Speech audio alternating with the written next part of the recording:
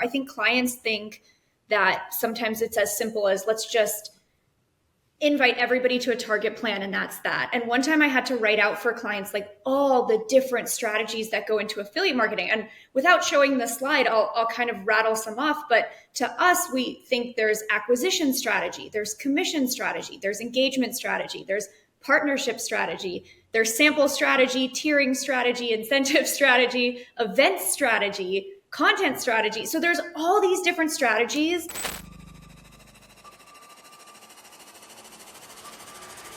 Welcome to the Ecomm Breakthrough Podcast. Are you ready to unlock the full potential and growth in your business? You've already crossed 7 figures in sales, but the challenge is knowing how to take your business to the next level.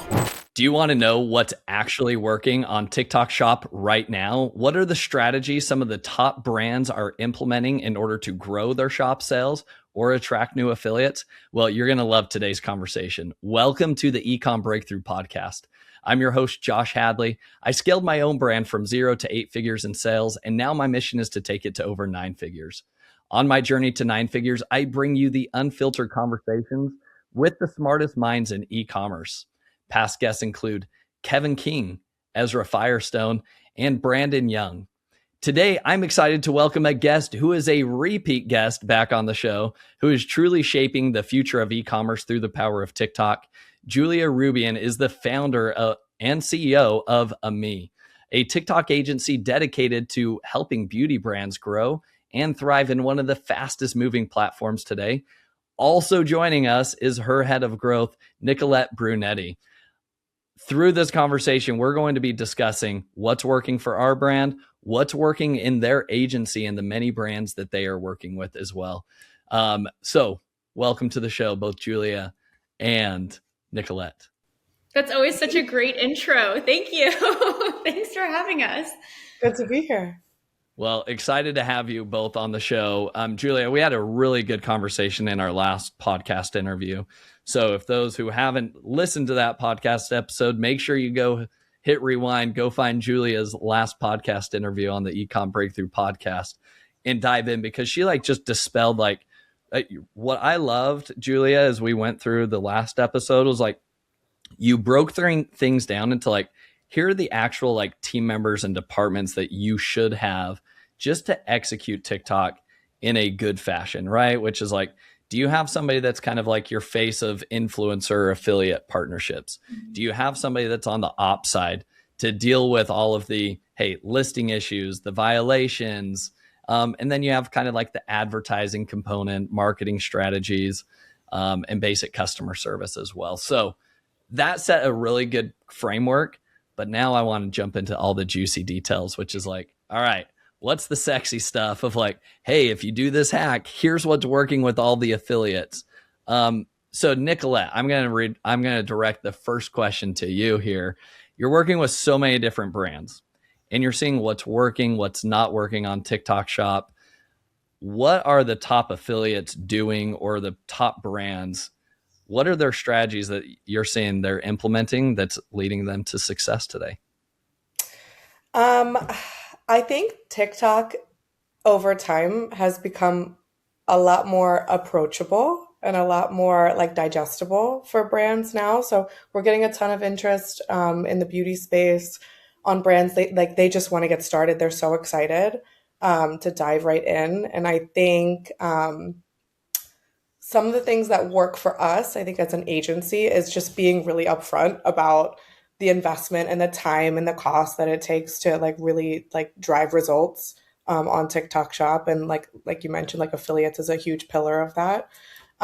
So I think what's working is having all of the levers in place you need to drive success on Shop, and also managing expectations on how long it takes to drive momentum and sell your products on Shop and see that virality hit over the next few months. But I think making sure that you have a solid hero product strategy that affiliates are organically already talking about or excited to promote on TikTok and also in a video visual format. making sure that your hero product strategy is aligned with your sample strategy, that you have budget and enough volume and samples to be sending to these affiliates. And then what's working on the affiliate side, I would say, is just having the right commission structure in place. So like, let's say you have a $10 product and have 20% commission, it's probably not going to like perk affiliates' ears, right? Like, they're not going to be making much off of a like 1 or 2 sales. So having the right commission structure in place, as well as sample strategy, and even like retainers, making sure that you have retainers in place that are appealing to affiliates. If you need to drive content volume or just like award top performing affiliates. So I think that just having like those bases in place at the start of your journey on TikTok Shop are going to naturally like get affiliates to come and want to promote your products or your brand in general. Yeah, no, I love that. So on that note, then you talk about having to like have an investment. So when people come to you and they're like, hey, I want to turn on TikTok Shop, like I should be doing $1 million next month, right? Like, what does it take? What do you guys, Julia and Nicolette, what are you saying to brands like, hey, by the way, when you come into this isn't like we just start printing money tomorrow.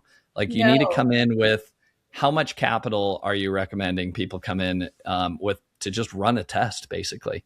Well, so first of all, I always, and I might have said this on the last episode, but I see TikTok Shop as this pyramid. And you need all parts of the pyramid to make it work. You can't do just one piece or the other. And this is what we chatted about. You need to have the operations as the foundation. From there, you have the content, which most of it comes from affiliate, but a portion should also come from your brand owned content. And then at the top of the pyramid, it all ladders up into your paid ad campaigns. And so those are several different initiatives. And also, we have to kind of understand that different industries have different ROI benchmarks. So it also depends on what are you selling in beauty, which is what we can speak to. In beauty, the ROI benchmark for TikTok Shop is maybe a 1.5 to like a 4, but it's usually not like a 10. Or if you see that kind of high ROI, you're not scaling the way that you should on Shop. And I think growing your GMV and scaling is key to Shop, because that's how you're going to get that profitability and the brand awareness and the halo effect and all of those things. And so just being realistic that when you go into Shop, it's not as easy as turning it on and then you have $1 million of sales. Like there's a lot that goes into it, and when we look at the P&L, because we do a P&L for all of our clients, I think they're oftentimes shocked by all the different levers we're pulling, and all of it eats into the margin. And you've probably found this too in your own business, but the affiliates have their commission. TikTok has their portion of the sale. Then you have possibly discounts. Then you have affiliate retainers. You have the sample costs. You have the ad spend. You probably have the agency fees, because most brands, they need an agency who has the bandwidth or the community of affiliates that's already built in. And so when you factor all of that in, you find that, this is a long game. This is not a short-term get rich quick type of scheme. This is truly you're propping up a brand new retail channel, and you want it to be healthy. You want it to live a long time. You ultimately want it to be profitable. And that's going to take effort, and that's going to take investment for sure. Yeah. Nicolette, anything else you would add on to that? I think that's what, like, if we have a consult and the brand comes to us and they're like, $1 million first year, we're like, yeah, let's do it. Like, but here's the investment that it takes in order to get there. It's like, it's achievable, but you need to be able to like invest into the channel itself too. Julia often says on consults too, like it is opening up an entirely new channel in and of itself, just the way back when a brand starts selling on Amazon, when it opens up its D2C, its website, when you launch at Ulta or at Sephora, it takes a little bit of time to gain that traction. And it's not like an overnight success. Like I think a lot of like news articles make it seem. Yeah. Well, you're just like one viral hit away, right? All you need is one influencer. So I think that's a really good segue into this next part, which is, okay, so one of the things on TikTok, like there's three main ways to generate sales on TikTok. There's lives, there's your own branded content, and then there's affiliate videos. If you just boil it down, there's 3 key ways. So let's focus first on the affiliates, because I think that's where most people gravitate towards first and foremost. How long do you like, what are the best strategies brands are utilizing to attract the right affiliates? And I'm curious, like, and we can share kind of what we're doing, but I'm curious to hear what happens if a brand comes to work with you. Do you already have like a set number of creators that you work with? And that's kind of like the appeal is like, if you work with me, you get these creators. These are proven creators. Or are you guys always actively trying to recruit new creators for specific brands? Or are you just more recruiting them for the overall agency and they get to work with lots of brands with you guys? How does that work from your guys' perspective? Do you want to take it? You want me to take it? I'll tell you. So I think it's a little bit of both, right? So we have an affiliate community and they can definitely lean on that, but we're always growing that affiliate community. So we're bringing affiliates in every single day to the community. And when we onboard brands, we're obviously bringing in affiliates that resonate with that brand. That being said, we're in a specific niche, right? We're in beauty. And so you can use these affiliates across all these different brands because at the end of the day, they all have this beauty audience. But it's ever growing. And I think brands, it's great when they're in cold start to just be able to tap into a pre-existing community. It gets them out of cold start faster than if they just started from nothing. So I think cold start brands lean a lot on our community. Mature brands might have their own. And then we help like what I call co-parent that community with the brand, basically. And I think with affiliates, the more hands on deck that you have, the better, because there's just so much communication to be done. And you want to keep the Discord, and we'll get into Discord strategy because I think that's definitely what's working. You want to keep the Discord active and you want to keep affiliates engaged. So I think it just depends on where the brand is at. But yes, we have our affiliate community and it's always growing. Yeah. And I think so what's working on our side is if you're just a brand owner and you're doing this internally, which we're doing, I think most people are going to say like, hey, go turn on a Yuka bot and that's it. Yeah. Right. And what we're doing is like, you need to be doing that and more. Yeah. And so we turn on Yuka bots. That's great. Then we're going to go out to Kalo data and then we're going to go find all of the top creators that have been selling our competitors' products. And then we're manually reaching out. And yeah, we'll send a message through TikTok DMs. However, most creators are getting spammed thousands of messages a day. So like, good luck being seen in a TikTok DM, first of all. So what do? We're going to go reverse engineer and we're going to use, there's a few different software tools that we'll use to go identify their LinkedIn account, to then be able to grab their email address, or be able to grab like even their home mailing address and their phone numbers. Like everybody's information's public. If that's news to you at this point in today's day and age, like welcome to the 21st century. But we reach out, like we're literally going to text that creator and they're going to be like, how in the world did you get my number? Right. But like you have to go after those top creators in very creative ways. Yeah, what we are seeing is like, it's almost like these are like little mini sales reps for your brand. And do you want the sales rep that closes 1 out of 100 doors that they knock on? Or do you want the sales rep that goes and closes 50 of the 100 doors that they knock on, right? It's like, obviously you want the better ones. And so what we've seen is like, there's just creators that are naturally engaging. They just naturally know how to sell. They just naturally know how to like weave things into conversations, have a good hook right at the beginning. Can you teach some of those things? Yes, you can. But a lot of it is really like, it just comes naturally to most people. And so what we're trying to do is really target the creators that like, it just comes naturally to them. I mean, as you guys recruit creators, is it more of like, do you guys have like an education program that people go through? So you're more willing to take on new creators that may be brand new to TikTok?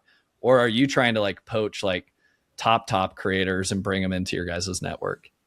And again, I think it's both. It's leveraging both of the strategy. And we do something similar. Actually, it's interesting to hear you say that that's working because we use not Yuka, but Reacher right now. And Reacher is great, but then also we have a CRM, a same thing, collecting the information, getting creative as to like how we reach them. Do we do new email newsletters, whatever it is? And then I think a lot of top affiliates, to your point, they want to be given outreach on a one-on-one basis. So they want you to actually reach out over email or something intimate like text, because they don't check the Discord like maybe the lower tier affiliates do. So I think it's kind of almost like it's similar to, and Nicolette, I'm curious what you think about this, but it's similar to how we run ad campaigns. So on ad campaigns, we do upper funnel all the way down to lower funnel. And we find that that's the most successful for a Sephora and Ulta Beauty brand, is to do the full funnel. And it's very similar with affiliates, where it's like you want to nurture and incubate those lower tier affiliates, but you also want to strategically target those top tier affiliates. And it's this full funnel of affiliate marketing that you want to pursue. But Nicolette, what are your thoughts on that? No, I couldn't agree more. I actually like that metaphor. I come from a sales background. So when we were putting together like our affiliate strategy, like our affiliate structure for our department at AMI, I kind of looked at it through like a sales lens where, like you said, like these affiliates are selling for you, but you also have to sell to the affiliates. You have to get them to want to sell for you. So when you think about like a book of business, let's say in our Discord, we want our whole book to have, 1,000 in there over the next month. It's like, how are we going to outreach them? Do we do it? Oh, do we collect emails on Fastmoss? Because you can download emails on there, right? Do we reach out to them in Affiliate Center? Like how many touch points do we have with them in order to convince them to be a part of our community? And then once they're in the community, like how do you develop different treatment plans to kind of get them to ultimately drive the most revenue for the brand? So we nurture them through engagement on a daily basis. We host webinars that kind of trains them on how is their creative leverage through GMV Max campaigns. How does GMV Max campaigns work? We have an amazing creative strategist on the team that helps like kind of comb through the content that they're posting and give recommendations on how they can improve their hooks and their call to actions and their camera quality, things like that. So yeah, we have different treatment plans kind of on each affiliate based on where they are in their journey of being an affiliate on TikTok Shop. I like the term treatment Love plans. that. They really are getting treatment. But also like one time I wrote out for clients, I think clients think that sometimes it's as simple as let's just invite everybody to a target plan and that's that. And one time I had to write out for clients like all the different strategies that go into affiliate marketing. And without showing the slide, I'll kind of rattle some off. But to us, we think there's acquisition strategy, there's commission strategy, there's engagement strategy, there's partnership strategy, there's sample strategy, tiering strategy, incentive strategy, event strategy, content strategy. So there's all these different strategies, and each one we dig into really, really deep. And so it's not as simple as just, inviting a bunch of affiliates to the target plan and saying, that's that. We get really strategic on every single level and every single part of that affiliate funnel, to say. Yeah, I love that. Well, I love that you talk about it as like a funnel, and people need to walk up that funnel just like hot, like if you're doing top of the funnel marketing, right? Just for awareness all the way down to like super engaged buying, etc. So with that being said, all right, I want to dive into those tactics. So Nicolette, I know like you talked about like some of the engagement things that you're doing. You're like, there's daily engagement. We have like a weekly webinar. We have feedback that we're giving proactively to our creators. I love all of those things. Now I want to get into the weeds or the details, so to speak, with you here. So what does daily engagement look like with these creators to ascend them up this funnel, as Julia talked about? I think on a daily basis, it really looks like it depends on how your Discord is set up. So each person should have a welcome message when they come into the Discord, right?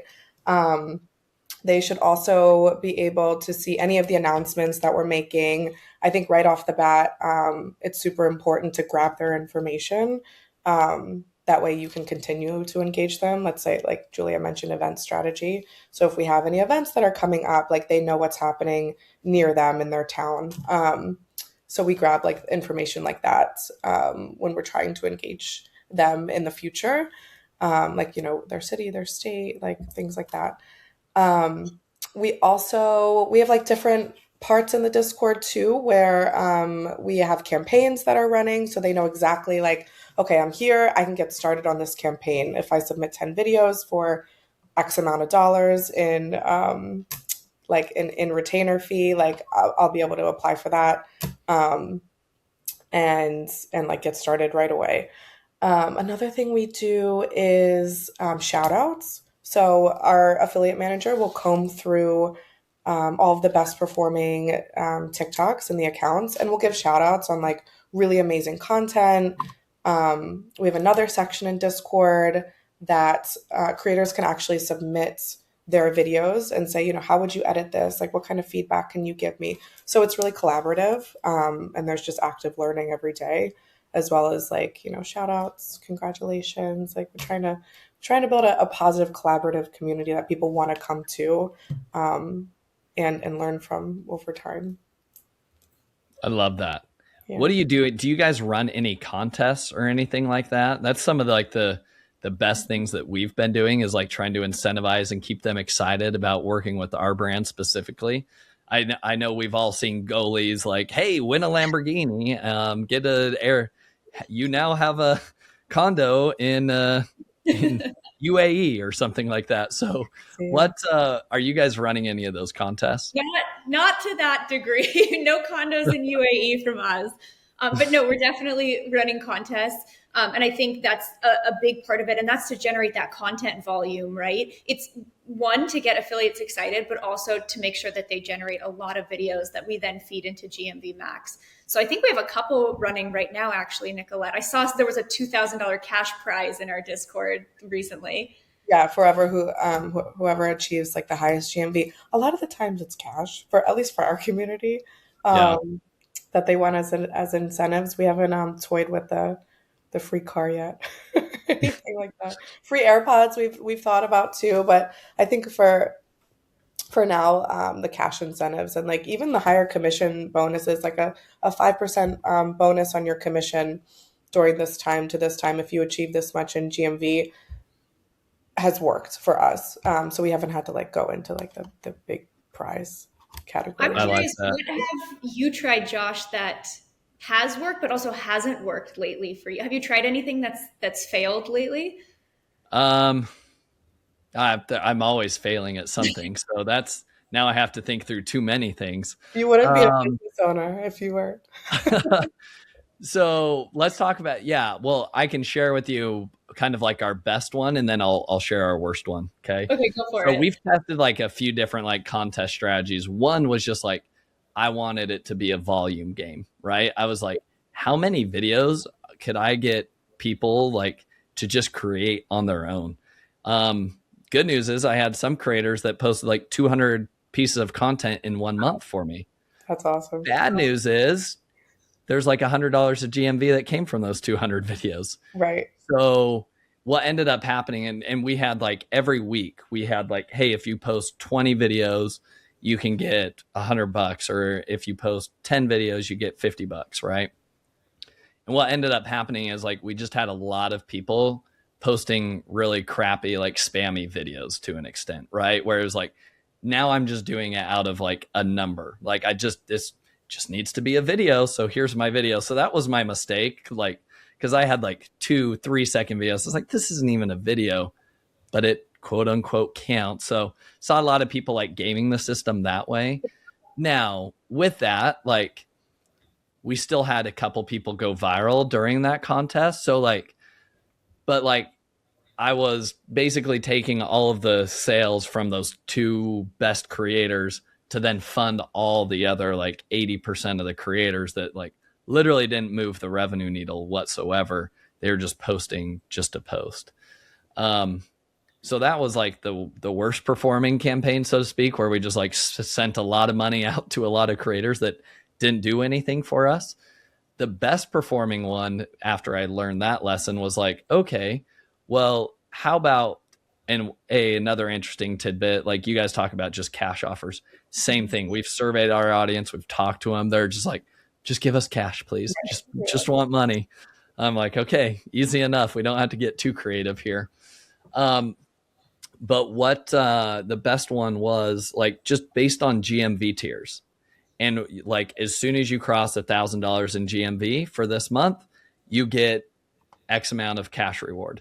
And then when you hit 5,000, you get X amount of cash reward. When you hit 10,000, and that is like, and we also surveyed the creators, and like, that's what they wanted as well. Because the challenge is, if you do like a certain, I think, contest where it's like everybody's competing against each other, your lower level creators, they're like, yeah, there ain't no way I'm going to be able to compete with these top ones. So like, I'm not even going to compete or try in this contest.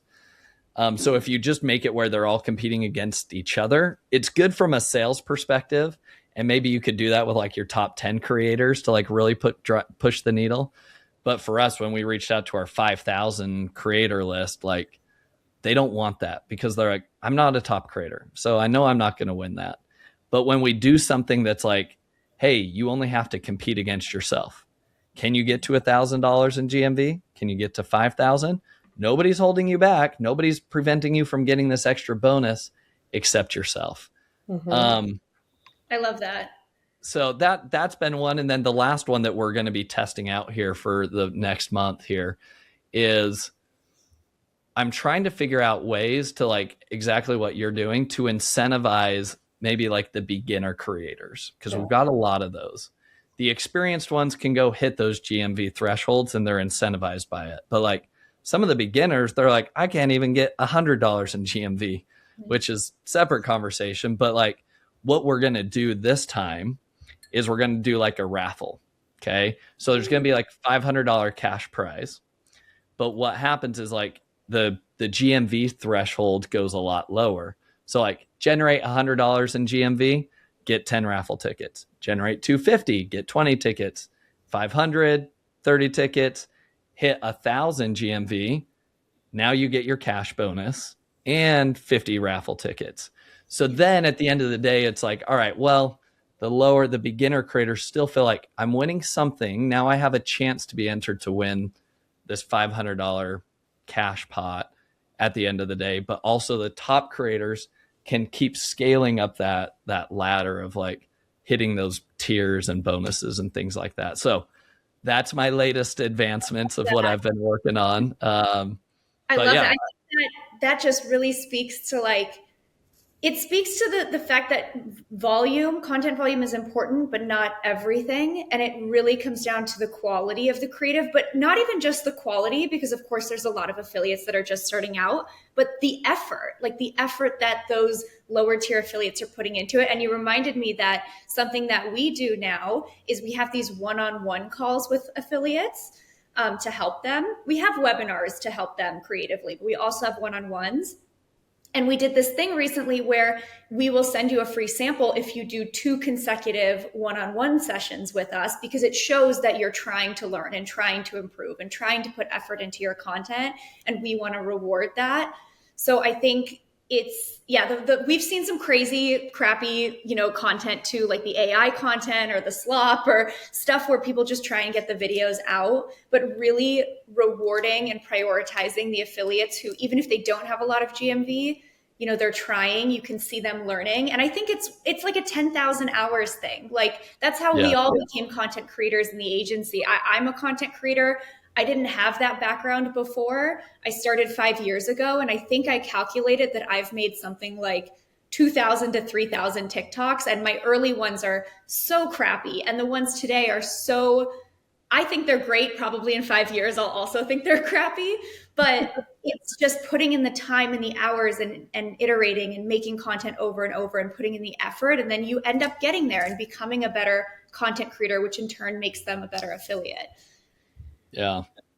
Nicolette, what's working with the affiliates in terms of like wanting or getting them engaged with a specific brand that maybe you could share, even for me or even the brand owners that are listening to this? Like, what are those engagement tactics that make it sticky? Because here's what I know with all these content creators, they get thousands of messages a day, a lot of overseas brands. And what's funny is like, I'll have it in our WhatsApp group with our creators. They'll be like, got another message from so-and-so brand following up for the 10th time saying, hello, dear. how was your weekend? I hope you had a lovely day skiing. But like, they just laugh at it because it's like, that's the majority of, like, the good news is that's the level that we have to compete with, which that bar is real low. Yeah. But like, the problem is they have thousands of messages to comb through. So how are they going to find me amidst the sea of that? And how do you ensure that somebody else doesn't give them a better offer with a better commission structure, that they're like, hey, I'm jumping over here? Because I do believe it, like, one of your best competitive advantages can truly be like your stickiness to that brand, where the creator's like, I know I could go make more money over here, but I just love this brand and I vibe with the owner or something like that. So Yeah. curious to hear like your thoughts, like true, false, and how do you do that? Oh God. Okay, that's a loaded question. Um, I think we have sort of like competitive advantage in the fact that our brands are very well known. We're focused on partnering with Sephora and Ulta Beauty brands, or brands that are at big retailers. So I think the products in and of itself, and the products that we choose in our hero product strategy, they're already exciting products. They're products that like affiliates want to get behind. They understand them, or they already have some organic virality. So there's something that they can get out of that. So I think that like the brands that we work with and the products that we want to promote are engaging in and of themselves. It doesn't take too much to like convince somebody to want to get a sample, you know? So I think that's great. I think like the proactivity that we do is in our outreach. So we do use bots as well.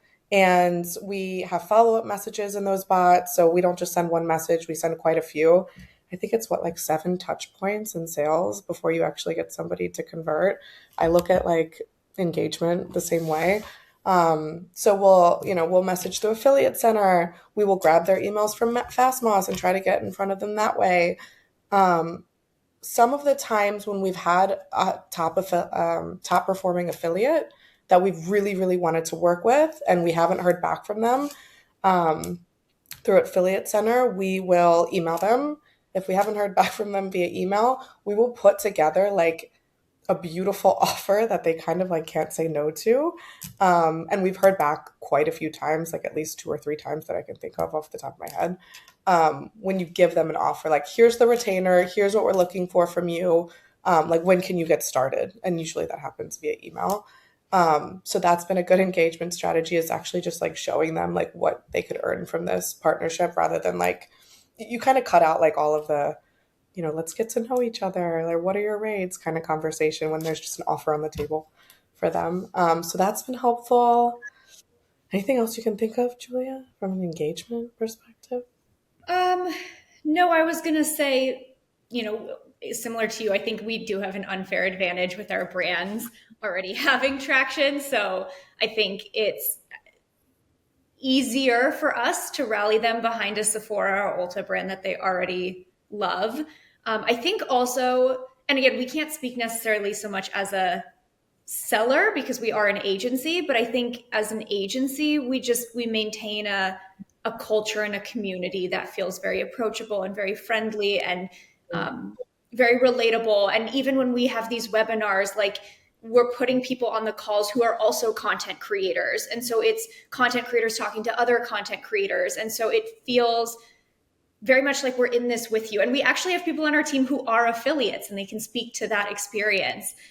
So just relatability and making these creators feel seen, heard, I think that keeps them in the community. But like Nicolette said, if you just need to get their attention, putting the offer on the table does the job. But what I will say, one of the strategies that we tried that didn't work as well is we tried getting individual videos at a higher price point, more similar to influencer marketing, to see what that would do. And Nicolette, maybe you can speak to this as well, but it just wasn't our most successful tactic.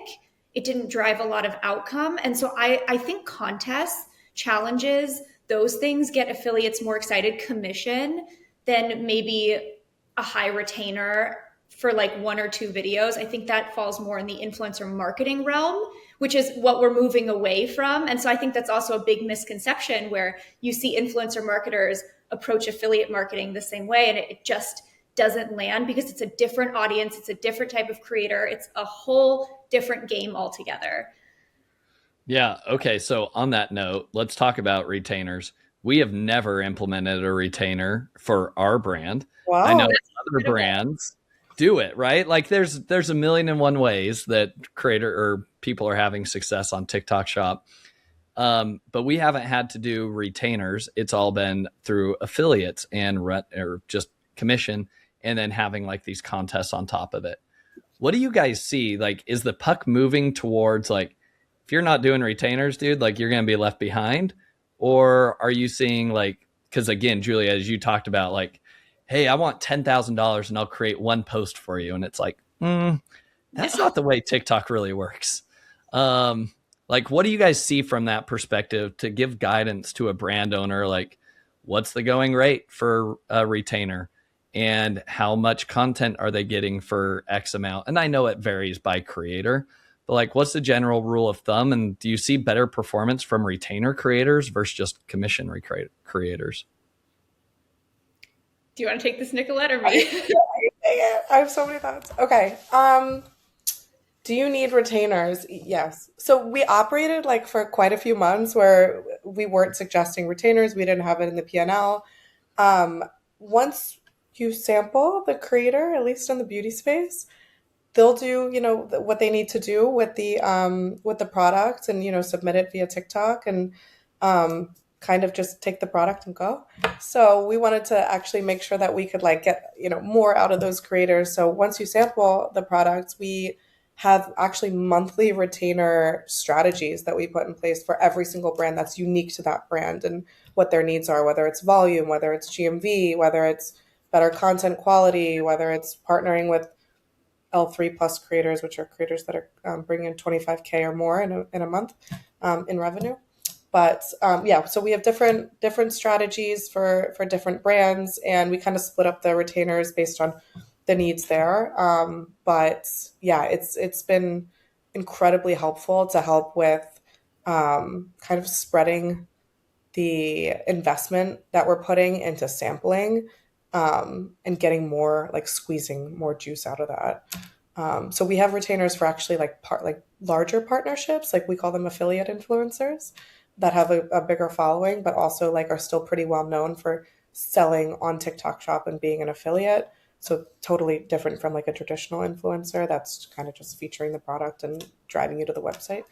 And then we have a separate bucket of retainer money that's meant to incentivize and motivate creators to post more content. How much is that on that one? Like, I'm curious, like what does that look like for like the smaller creators to just like get more juice out of the sample that you're sending them? Like, I get that strategy, but does it just vary by creator or is it just like flat? I think what we've seen is, okay, so for like a lower tier sort of creator where we're kind of just trying to drive a lot of volume, they'll do 10 videos for $150. Like it's very inexpensive. They're just really excited to like, get that flat fee and be able to put in some work and put in some practice, work with the brand, get a sample. And it's very inexpensive, like to work in that way, just to get the content volume out and get the product more visible on like the For You page.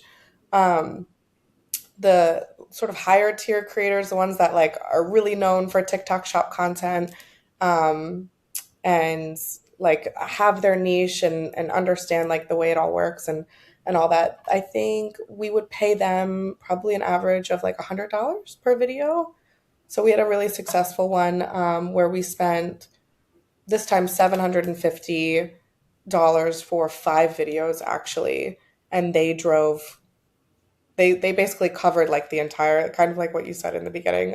We worked with quite a few of them just to see, like spread it out and see which like tier of creator brought in the most revenue, like how much kind of juice we could squeeze from each one.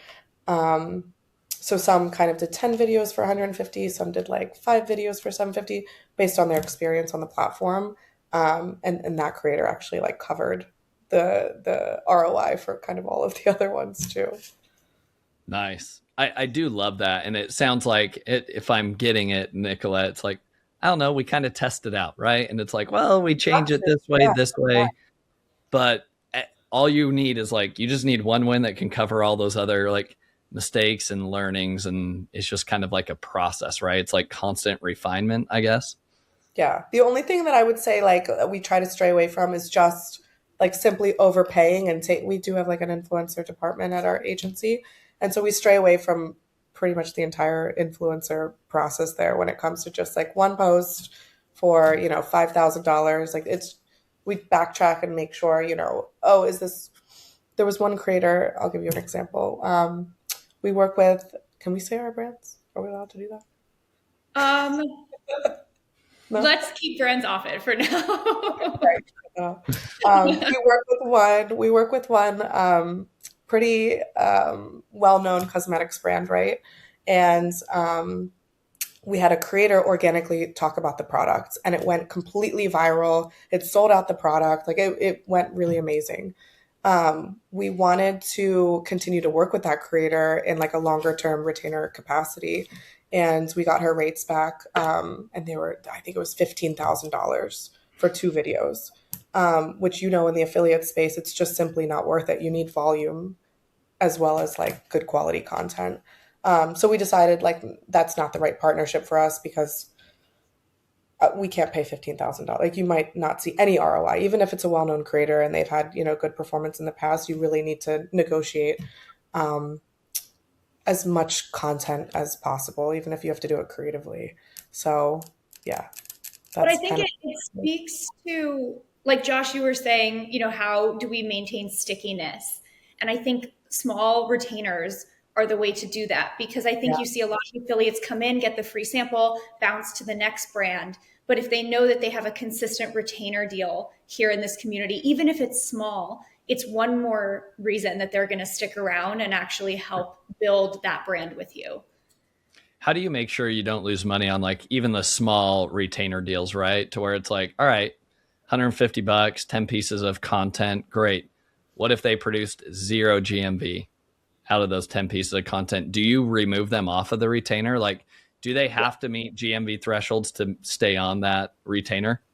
Yes. So if they're not hitting goals, we probably wouldn't give them another retainer. And then we're also tracking the outcome. So let's say that the brand gives us $5,000 of retainer budget.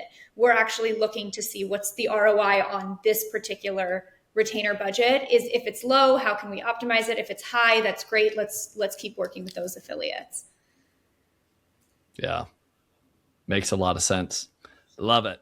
All right. So one other thing I wanted to share with you guys that I think you could find useful, and for our listeners as well. One of the things that we've done recently is that we downloaded all of the content that we got on TikTok for some of our hero product. And then what we did is we took out all of the hooks, right? We transcribed the videos, took out all of the hooks, and then we associated like the GMV next to each of the videos. And then what we did is we uploaded all of that into ChatGPT to make a custom GPT. And what we did is like, tell us first why these videos did better than the other videos, right? So now we get to see like, all right, here are the patterns between all the hooks. And then on the reverse side, here's the pattern amongst all of your crappy videos that didn't generate any GMV. So what we did is we then uploaded that into a custom GPT with some instructions, and then sent that custom GPT out to the creators to say, hey, whenever you're about to create a video for this product, go get your inspiration for hook ideas here and run them here, because it's going to vet out and it's going to be like, actually, based on pattern recognition, this is more similar to the $0 GMV things if you're going to go this route. But if you use this angle, you're more likely touching on all the viral videos that you use. So we've seen like really good feedback from the creators that way to say, hey, thank you. Like this just helps me produce better content overall. And that's the way that I've been trying to like focus on stickiness outside of not doing retainers. It's like, what are the other people not doing? And how can I just make their job as creators easier by giving everything to them, almost like spoon feeding it to them to just make it easier. Do you guys do that with like creative briefs or anything along those lines? We do actually. Okay, so we sort of have an advantage here where our clients who are investing into like affiliate scope with us, they also invest into TikTok. So we'll, build and manage their entire TikTok presence. We produce all the content that's posted onto their page. So we already have like so many learnings over the amount of time that we work with them on the best performing products that are performing on their page, the hooks that we're using. And a lot of the times, if you see the people or if you see the brands that we partner with, you'll kind of see that we take a really amazing piece of content and we tweak it a little bit, but we rinse and repeat the strategy because that's just how TikTok works. Like if it's going to work the first time, it'll probably work the second time. So we take those learnings that we have organically already on the page, and then we filter that into the creative briefs. Like for example, we know one brand, it's a hair care brand, but every time we mention this smells so good, it smells so different than any other brands of hairspray. Like anytime we mention the scent or the fragrance, like sales are through the roof. The amount of video views are better than anything that doesn't mention. Like if you just talk about like the efficacy of the product, it doesn't do as well in the hook. So we'll take those learnings and then we'll actually include those learnings as recommended hooks in our creative briefs that we send to affiliates, which are typically on retainer. Or we'll kind of like add that image to our general outreach. Like if we don't have time to have those one-on-one conversations, we'll take the learnings that we have on the organic brand page, and then we'll kind of like put out a list of recommended CTAs, recommended hooks that are performing really well. And we'll put that in the creative brief. Yeah, no, I think that's super smart. Really good strategy. I think like you should constantly be updating those creative briefs, right? Yeah. And yeah. like they're like living, breathing documents, right? Yeah. Yeah. Love that. All right. As we begin to wrap things up here, Nicolette, give me like, what's one of the best things that you guys have done that's produced great results? Then give me some of the give me a couple failures as well of like, hey, we tested this. I probably wouldn't do it again. Let me start with the failures. Let's do the bad and then we'll end with the good. All right. I think something that we have tried before is, I think this is just a piece of advice, is making sure that your shop operations are in place. So when it comes to like inventory planning and it comes to potential TikTok shop violations, those are some things that like if you just work really closely with your rep at TikTok, if you have one on the violations, or you're just paying more close attention to like the average run rate or the average sales that you're getting on a popular product, you can kind of mitigate that, or at least like come out of that a little bit quicker when you go out of stock on a product or when you get like a product violation. So that has actually like tripped us up a lot, where we were gaining momentum on a product and getting a lot of content from amazing creators on the platform. And then we had to switch products and switch content strategy and all of that.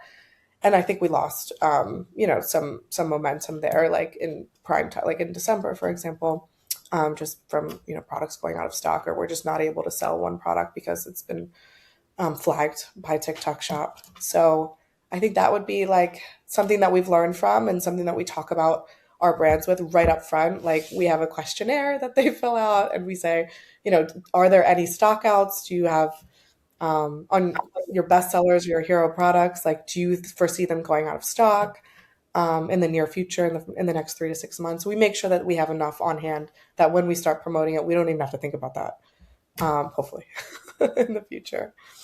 Okay. And then what was the question? So something like what's worked well for you, right? What's produced wild success that you're like, I didn't know that was going to happen. I would say for me, it's hiring the right team members, honestly. When we first started out on TikTok Shop, Julia and I, we were like, let's just dip our toes into it. We did creative. We're amazing at paid advertising. TikTok Shop is still a newer platform, like based on, Amazon and its competitors. And so I think hiring a team with expertise in Discord, in affiliate strategy, not just influencer strategy, in partnerships, who also know e-commerce. I think hiring the right team members has completely like skyrocketed like our business, our winnings, our success and performance. We've have multiple brands in 5 to 6 figures now that we manage like on a monthly basis. So I think hiring people with that expertise, even though it's still early in the game for TikTok Shop, has been like personally my greatest win. So are those people that you've hired? This is a really good one because like TikTok Shop talent is like few and far between right now. Niche. It's so So niche. new. Yeah. So like, are you saying like these people came from what type of backgrounds did these people have? Well, depends on the type of work, but like for operations, heavy Shopify, heavy e-commerce, even like if you can find somebody that's been in your niche, like we have beauty experts that handle the e-commerce strategy for our brands, I would look at that. For affiliates, we recently hired a new affiliate manager who has agency expertise and also just has been on Discord for over 10 years and built plenty of her own Discords as well, and understands engagement strategy, how to structure it, how to acquire new members. So that's been super helpful, I think, for our agency. And I think also having leadership like Julia in place, who just want to test and try new things and just say yes to everything and learn and build as we go, I think has been super like that's worked great. I think you have to go all in on something like this. So yeah, I think our brands have benefited it, like all of our collaboration and just courage to try something new and get the right people in the right place to see success. Yeah, it's everything kind of works all together. It's not really one thing that comes to mind. Yeah. No, people definitely like hiring people and the right person is probably the most outsized like arbitrage opportunity that Totally. exists today and will exist in decades and eternity to come in as it relates to business. So I love that. Julia, anything else that you want to add? What's the biggest like mistake, failure you guys have made along the way, and what's worked on from your perspective? This win. I think maybe what I can speak to is like, since Nicolette so eloquently spoke to the failures and the successes, and I would totally agree with her there. I think maybe I'll speak to like what I see brands trying to do a lot that might not be successful, stuff that we avoid with our brands that I see them do, which is why I think they're not successful on Shop. So it's not necessarily our failures, but I think it's traps that different sellers fall into. For one, we see a lot of brands who they want to skip to affiliate before they do the shop operations. They come and they're like, I want to do affiliate marketing. How can I start? Like, let's do it. And I think they don't realize that your hero product strategy, your merchandising, the way you've set up your shop, your inventory, like Nicolette said, is so important to have algorithmic favorability that if you just go to affiliate marketing with no real strategy in place, it's like building on sand. It's not worthwhile. And so having to re-educate them and say, no. First, we need to actually look at the P&L. We need to look if this makes sense. Do you have the resources for this? Do you have the ad spend to support this type of content? So it's not just affiliate content for affiliate content's sake, but is there a bigger strategy here? And do you have the right hero products? And when we go out and we sample these affiliates, looking at Fast Moss and saying, are these the right products to sample? So before you even jump into affiliate marketing so that it's worth your while. And then I think the other thing is a lot of brands, they basically want the really top tier affiliates, but they're not giving those top tier affiliates a reason to be there. And so they come in and they're like, how quickly can you get me the biggest, best, most high GMV affiliate. And what they don't understand is it's not like influencer marketing where you can just pay an Alex Earl and be done with it. What it is you're selling to the affiliate and not necessarily the consumer. And it's a conversation that has to be had in tandem with how your GMV is going to grow. And as your GMV grows in your shop, more affiliates will be attracted to make content with you, and you'll get bigger affiliates over time. But I think they think that you can just go straight to the big affiliate, and they don't realize this is a long game. This is community building. This is nurturing your pool of affiliates. This is taking some affiliates and helping them become large affiliates. And this is also a conversation about how are you fueling GMV max to scale your ad spend so your shop has more GMV so that larger affiliates come in naturally and want to work with you because they have limited real estate on their page. And to your point, they get thousands and thousands of messages from sellers. So if they're going to work with you, they need to know that financially it's worth their while. And so you can't from cold start just come in and think, I'm going to sample the top affiliate and they're automatically going to make content for me with nothing else in place. And so I see that misconception a lot. And I think that could lead to a lot of quote unquote failures with shop. Man, Julia, you hit the nail right on the head there. Really well spoken. Thank you. Love that. Well, as we wrap it up, I love to leave the audience with 3 actionable takeaways from every episode. These are the 3 actionable takeaways that I noted. Would love you guys to let me know what I'm missing. So number 1, Julia, you said this perfectly and I wrote it down. I think action item number 1 is you have to first sell the affiliate. Okay. If that can become your frame of reference, I think that's the first domino that knocks over the rest of this, right? Because if you realize this is not about like selling products on TikTok, this is actually about selling creators that want to come, quote unquote, work for you. Mm-hmm. And so then you need to think through that should then enable your thinking for what's my commission structure? How am I going to keep them engaged? How am I going to support them? What's different and unique about me than some of the overseas brands that may be offering 50% commission, right? What is going to be your unique spin? Because you've got to be able, like, there's limited real estate. They have limited products they can sample in 24 hours. So what can you do to sell them on your vision, your brand, why work with you rather than somebody else? I do believe that if you as a brand owner can figure that out, it unlocks everything. And it's the competitive advantage that other people cannot replicate themselves, right? I have a bunch of overseas competitors in my category, and I look at it and I say, good, well, it's rising the entire market, but they ain't stealing my affiliates. I've watched it. They don't steal my affiliates because, like, my affiliates don't want to go work for those overseas brands at the end of the day. And like, that's the mindset shift. So that's action item number 1. Action item number 2 is I love what you guys talked about in terms of like creating the community and the engagement and ascending people up this ladder.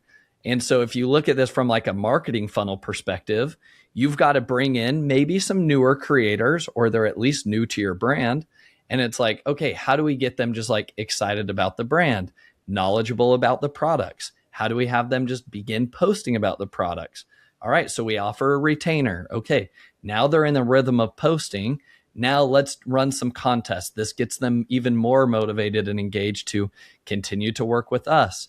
We then give them feedback, right? And you have different like tiers and maybe commission structures as they ascend up this GMV ladder to where now you have bigger retainer models for some of those top creators. And really what you've done is you've architected a pathway from here's where you start, here's where you can go, which, by the way, if you can clearly articulate that to somebody when you're trying to recruit them, like, that's so much easier of a sell for an affiliate. So I love the engagement and performance-based retainers to just like accelerate people up that value ladder. My third and final action item here is this comes down to like making sure that you have the right butts in the right seat, especially as it relates to TikTok. Because if you don't, yes, you could go find a great affiliate manager, fine. You could go find a great Discord manager, fine. They add value. But as Julia mentioned, is like, you got to find the right people to at least get your foundation set, which your first foundation is your shop operations. Is that set? Or are you going to, like, as soon as people go viral, you're out of stock, your listings aren't optimized anyways. Like now, like your affiliate marketing is just 10 times harder. So what I would say is like, make sure you have the right seats filled first, which is you need to first be able to check the box.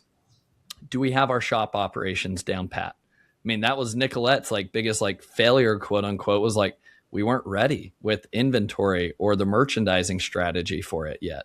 So like, why push the gas on affiliates and lose a bunch of money if we're not even ready behind the scenes? Exactly. So I think like everybody gets excited about the shiny objects, sales, working with affiliates, generating GMV. Great. But first get your house in order, which is honestly, and for entrepreneurs, it's the boring stuff. It's the stuff that we don't want to do, but you've got to. So those are my 3 action items. Anything else you guys would add on here that I missed? I think that's perfect. And I would say also, start a Discord strategy. Really get your Discord in order, structure your Discord, keep it warm, keep it engaged, keep it active every day, and you're on a good path then. Nicolette, anything else? I agree. I think I agree with everything said. I think pulling all the levers is super important. Just coming in and having a plan and having a strategy. Like it doesn't have to be a spray and pray situation where we're just like sampling everybody in there.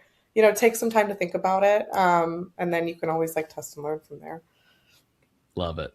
Good words of wisdom. Well, Julia and Nicolette, thank you both for joining the show, and we look forward to doing this again down the road. Yes, thank you for having us. Thanks, Josh. Thank you for listening. Visit ecommbreakthrough.com for more information. If you've enjoyed today's episode, the best way you can show your appreciation is by clicking the subscribe button and quickly leaving a review. See you again next time.